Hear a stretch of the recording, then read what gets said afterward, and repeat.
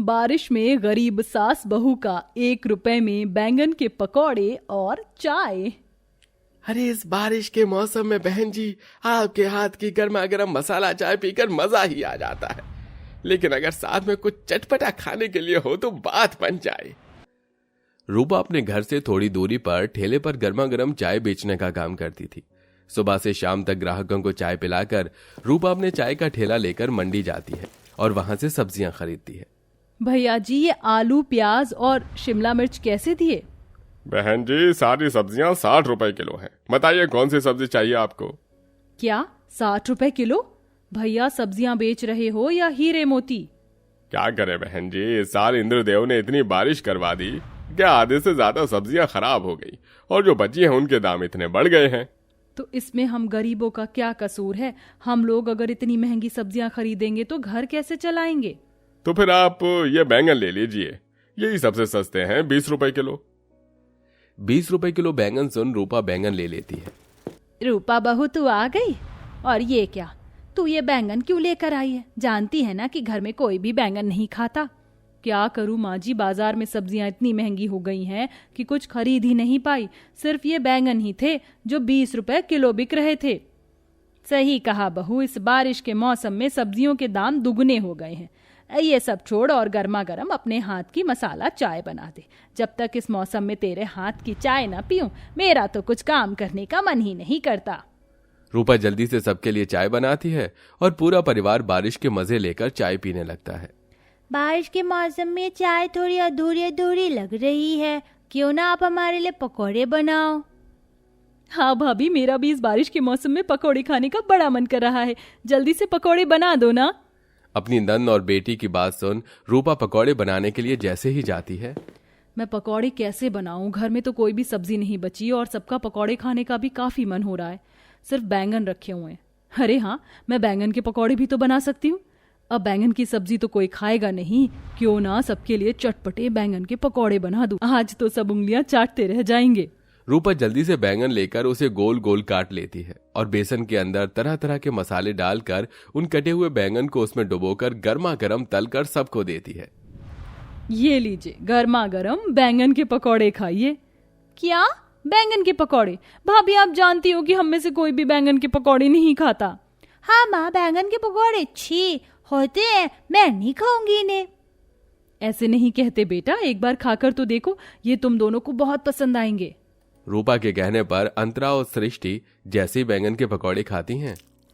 भाभी, ये बैंगन के ही पकौड़े है ना? मुझे नहीं पता था कि बैंगन के पकौड़े इतने ज्यादा टेस्टी होते हैं। ये पकौड़े तो आलू के पकौड़े से भी काफी अच्छे हैं माँ, और दोनों मुझे। मैंने कहा था ना कि आप लोगों को बैंगन के पकौड़े काफी पसंद आएंगे। अरे तुम तो सच में बहुत बढ़िया बैंगन के पकौड़े बनाती हो। पता है, कितने दिनों बाद मैं कुछ अच्छा खा रहा हूँ। पूरा परिवार गर्मा गर्म चाय की चुस्की लेते हुए चटपटे बैंगन के पकौड़े खाता है और बारिश का आनंद लेता है। ऐसे ही कुछ वक्त गुजर जाता है। हर रोज की तरह आज भी बहुत तेज बारिश हो रही थी। सारा परिवार घर के अंदर बैठा होता है। तभी अचानक इतनी तेज आंधी आती है कि पूरे परिवार के सिर से उनकी छत को ही उड़ा ले जाती है। ए भगवान, ये क्या हो गया? पल भर में तूने हमारे सर से छत छीन ली। अब हम लोग कहाँ जाएंगे? बारिश के साथ साथ बिजली भी कड़क रही है, हमें यहाँ से निकलना होगा। सारा परिवार थोड़ा बचा हुआ सामान लेकर अब बारिश में भीगते हुए इधर उधर भटकने लगता है।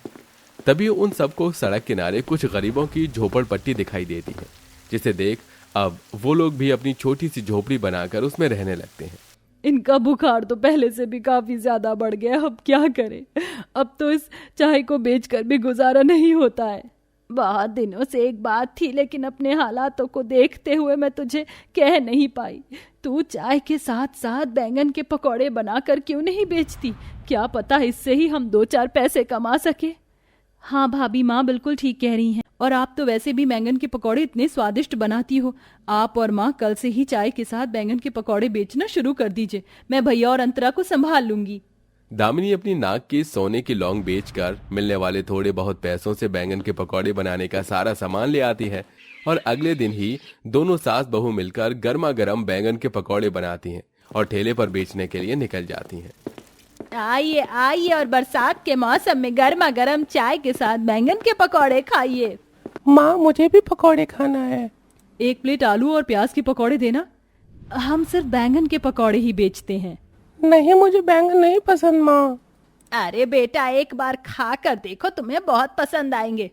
जब मेरे बेटे को बैंगन के पकौड़े नहीं पसंद तो क्यों जबरदस्ती करिए उसके साथ? और वैसे भी मेरे बेटे को तो क्या, आजकल तो किसी को भी बैंगन के पकौड़े पसंद नहीं है। इतना कहकर वो औरत अपने बेटे को लेकर चली जाती है। उस औरत की बात सुन दोनों सास बहू काफी उदास हो जाती हैं। फिर से एक बार और बैंगन के पकौड़े बेचने की कोशिश करती हैं। इतने में धीरे धीरे बारिश शुरू हो जाती है। आओ आओ, बारिश के मौसम में गर्मा गर्म बैंगन के पकौड़े का लुत्फ उठाइए। सिर्फ 10 रुपए प्लेट, 10 रुपए प्लेट। अरे कौन कौन से पकौड़े हैं आपके पास? भाई साहब, सिर्फ बैंगन के पकौड़े हैं, लेकिन खा कर देखिए, बड़े ही स्वादिष्ट हैं। क्या बैंगन के पकौड़े? अरे मुझे तो बैंगन के नाम से ही नफरत है, सारा मूड खराब कर दिया। वो कस्टमर भी बिना बैंगन के पकौड़े खाए वहां से चला जाता है। और आज पूरे दिन दोनों सास बहू की बिल्कुल भी बिक्री नहीं होती। माँ जी, आज हमारी 1 रुपए की भी बिक्री नहीं हुई। हमारी सारी मेहनत बेकार हो गई। नहीं बहू, ऐसा मत बोल, मुझे मुरली मनोहर पर पूरा भरोसा है। तू देखना, कल हमारी बिक्री जरूर होगी। अगले दिन होते ही फिर से सास बहू चाय के साथ गर्मा गर्म बैंगन के पकौड़े तैयार करके दोबारा बेचने के लिए निकल जाती हैं। दोनों सास बहू चिल्ला चिल्ला कर लोगों से बैंगन के पकौड़े खरीदने के लिए बोल रही होती हैं, लेकिन आज भी उनसे कोई भी बैंगन के पकौड़े नहीं खरीदता। दोनों सास बहू उदास होकर अपने बैंगन के पकौड़े को देख रही होती हैं कि तभी उनके ठेले पर एक लड़का आता है। अरे वाह, बैंगन के पकौड़े! कितने साल हो गए बैंगन के पकौड़े खाए हुए। दीदी, बैंगन के पकौड़े लगा दीजिए। कस्टमर की बात सुन बहू जल्दी जल्दी बैंगन के पकौड़े तलती है और चाय बनाकर उस कस्टमर को देती है। अरे वाह भाई वाह, बिल्कुल वैसा ही स्वाद जैसे मेरी नानी बनाती थी। कसम से मजा आ गया। क्या बैंगन के पकौड़े बनाए हैं आपने। अरे भाई साहब, बैंगन के पकौड़े खाकर तो आप तारीफ ऐसे कर रहे हैं जैसे पनीर के पकौड़े हों। अरे भाई साहब, आप एक बार चक्कर तो देखिए, जब पता चलेगा मैं क्यों इतनी तारीफ कर रहा हूँ। अरे वाह, सही कहा आपने, ये तो सच में लाजवाब है बहन जी। मेरे लिए 1 प्लेट लगा दीजिए।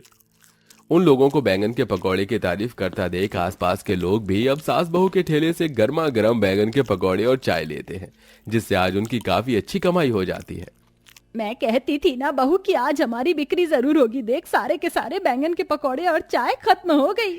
दीदी, जल्दी से मेरे लिए 4 प्लेट बैंगन के पकौड़े पैक कर दीजिए। और मेरे लिए 3 प्लेट और 2 प्लेट खाने भी हैं। हमारे बैंगन के पकौड़े लोगों को इतने पसंद आ रहे हैं कि अब तो आधे वक्त में बैंगन के पकौड़े खत्म हो रहे हैं। कुछ वक्त में दोनों सास बहू के बैंगन के पकौड़े और चाय इतनी ज्यादा फेमस हो जाती हैं कि अब उन्हें शादी और पार्टी के ऑर्डर मिलने भी शुरू हो जाते हैं। मैं तो कभी सपने में भी नहीं सोच सकती थी कि हमारे हाथ के बैंगन के पकौड़े में इतने बड़े बैंक्वेट हॉल में बनाकर लोगों को खिलाऊंगी। भगवान पर भरोसा रख बहू, आगे वो और भी अच्छा करेंगे। दोनों सास बहू के हाथ के बैंगन के पकौड़े पार्टी में भी काफी लोगों को पसंद आते हैं। पार्टी खत्म होने के बाद जो भी खाने पीने का सामान और पकौड़े बचते हैं वो सीधा ले जाकर सभी नौकर कूड़े में फेंक देते हैं, जिसे देख कुछ गरीब लोग उस कूड़ेदान में से उसे निकाल कर खाने लगते हैं। वहीं दामिनी और रूपा भी ये सब देख रही होती हैं। माँ जी, ये भगवान भी कितना नाइंसाफी करता है। देखिए ये लोग कैसे अपना पेट भरते हैं। काश हम इनकी कुछ मदद कर पाते। हम उनकी मदद कर सकते हैं, क्यों ना अब हम इन जैसे लोगों के लिए सिर्फ 1 रुपए में बैंगन के पकौड़े और चाय बेचे। इससे ये लोग इतने कम कीमत में भी अपना पेट भर लेंगे। दामिनी का आइडिया रूपा को काफी पसंद आता है, जिसके बाद अब दोनों सास बहू अगले दिन से ही गरीब लोगों के लिए 1 रुपए में बैंगन के पकौड़े और चाय बेचना शुरू करती हैं। इतनी कम कीमत में बैंगन के पकौड़े और चाय मिलने पर सभी गरीब लोग 1-1 रुपए लेकर बैंगन के पकौड़े और चाय लेने के लिए आते हैं। आप तो हमारे लिए देवी हैं। आपकी वजह से हम लोग इस बारिश के मौसम में इन बैंगन के पकौड़े और चाय से अपना पेट भर पा रहे हैं। अरे हमें तो आपके पैर छूने चाहिए। ये आप लोग क्या कर रहे हैं? ये तो बस भगवान की कृपा है जो हम लोग आपके लिए इतना कर पा रहे हैं। अब आप लोग फिक्र मत करिए, आप कभी भी भूखे नहीं सोएंगे।